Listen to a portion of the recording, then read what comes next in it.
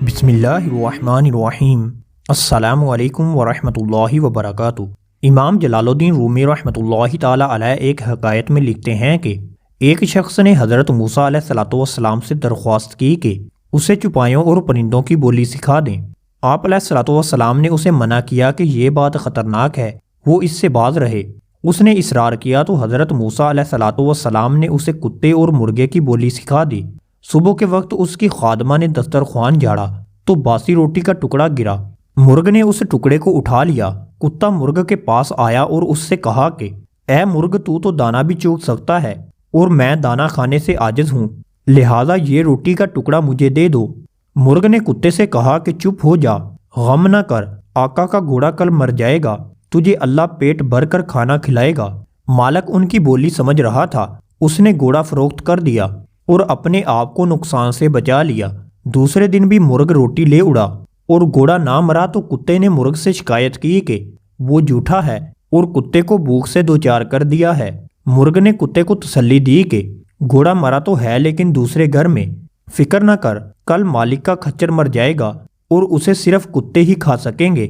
مالک جو ان کی بولی سمجھ رہا تھا، اس نے خچر بھی فروخت کر دیا اور دوسرے نقصان سے بھی خود کو بچا لیا۔ دوسرے دن خچر کے مرنے کا واقعہ نہ ہوا تو کتے نے مرغ سے سخت شکایت کی کہ تجھے آئندہ کی کوئی خبر نہیں ہوتی، ڈھینگے مارتا رہتا ہے، تو جھوٹا ہے۔ مرغ نے کہا ایسا نہیں، خچر دوسری جگہ جا کر مر گیا ہے، کل مالک کا غلام بیمار پڑے گا اور جب وہ مرے گا تو یہ کتوں اور مانگنے والوں کو روٹیاں کھلائے گا۔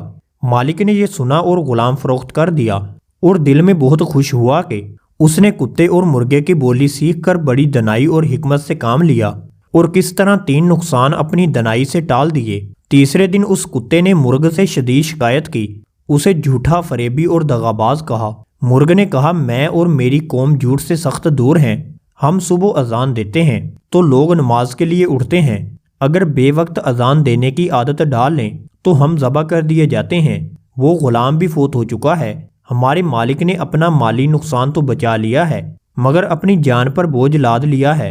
مرغ نے اگلے دن مالک کے مرنے کی خبر دی اور بتایا کہ اس واقعہ پر اس کے ورثہ گائے ذبح کریں گے اور کھانا تقسیم کریں گے۔ یہ سن کر وہ شخص حضرت موسیٰ علیہ السلام کی طرف بھاگا اور سارا واقعہ سنایا اور بتایا کہ میں ڈر گیا ہوں کہ کتے اور مرغ کی پہلی 3 باتیں سچی تھیں، اب جب کہ انہوں نے اس کے مرنے کی خبر دے دی ہے تو حضرت موسیٰ علیہ السلام ہی اسے پناہ دے سکتے ہیں۔ حضرت موسیٰ علیہ السلام نے اس شخص سے کہا کہ فطرت کا اصول ہے کہ جب اس کی کمان سے تیر نکل جائے تو موسیٰ علیہ السلام بھی اسے واپس نہیں کر سکتے۔ ہاں، میں تیرے لیے سلامتی ایمان کی دعا کر سکتا ہوں۔